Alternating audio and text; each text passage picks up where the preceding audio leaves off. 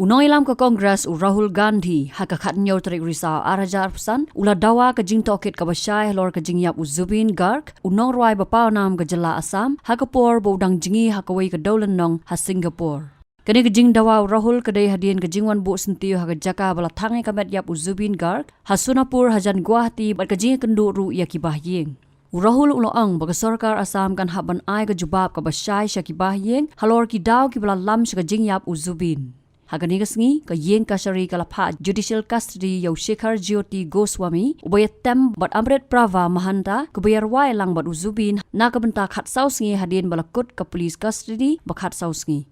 Nakajing subasha penyap Zubeen ke special investigation team ki pulet Assam kalakam haduh nyongot ki bakuntup yusham kanu mahanta Usidharta Sharma manager Bahing jong DSP Sandipan Garg ki personal security officer Nandishwar Bora baru Praveen Baisya bat ki niru ki dan ha judicial custody.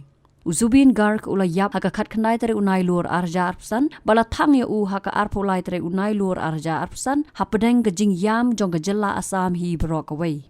I don't want to digress.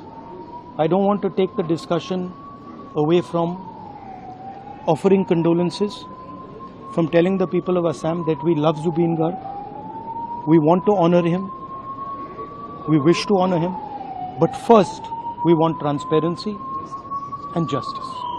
What happened in Singapore, everybody in Assam should know it, and the sooner it happens, the better it is.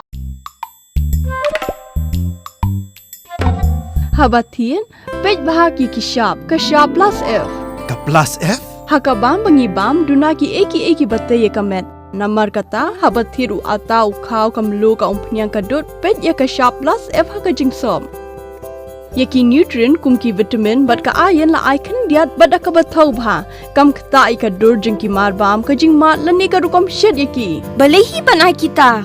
Kadon ka we ka jing mentoy ba kongsan. Ka kot ka kia.